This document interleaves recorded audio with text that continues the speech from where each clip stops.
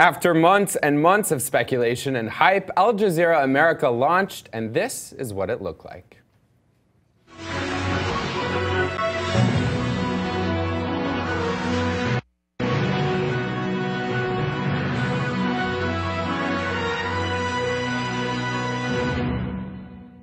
It's August 20th, 2013.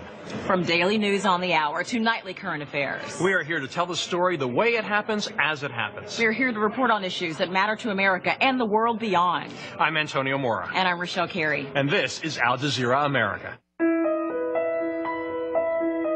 Welcome to Al Jazeera America, a new channel from one of the world's biggest and fastest growing media networks, creating original American programming from New York to San Francisco.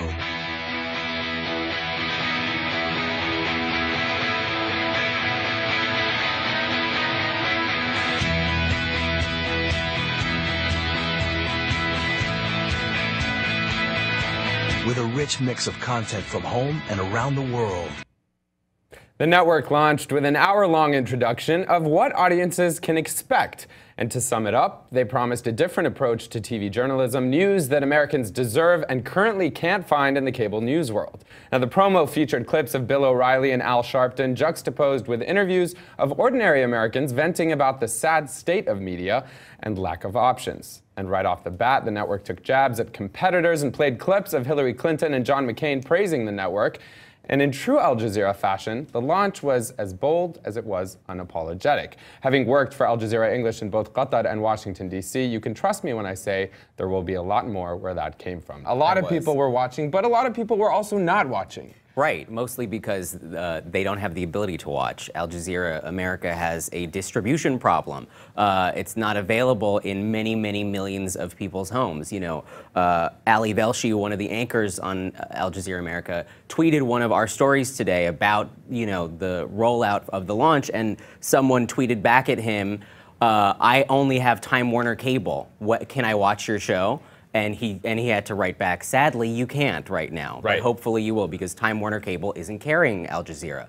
A lot of other networks aren't, cable networks aren't carrying it. And so, you know, they have this new mission and all of these different ideas that they want to push to the viewers, but a lot of people are not in a position to receive them. So I know you were watching some of the promo and as well as some of the news that came afterwards. Yeah.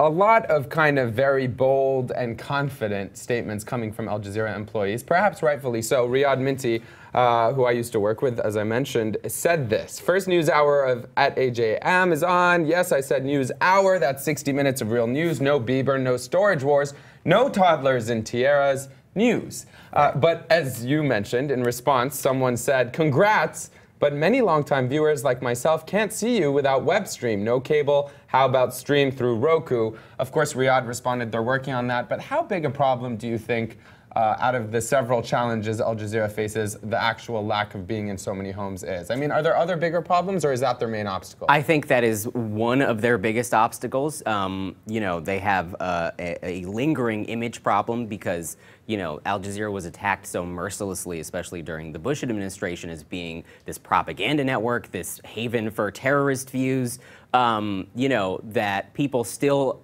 associate them with all of that stuff. You know, there's this study that happened where they ran Al Jazeera content unbranded and people responded very well to it, and then they put the Al Jazeera brand back on and people's opinions diminished sharply. And so they have that problem to contend with, but it's an even bigger problem if, you know, as you're trying to get over that hurdle, you can't show people what you're really doing.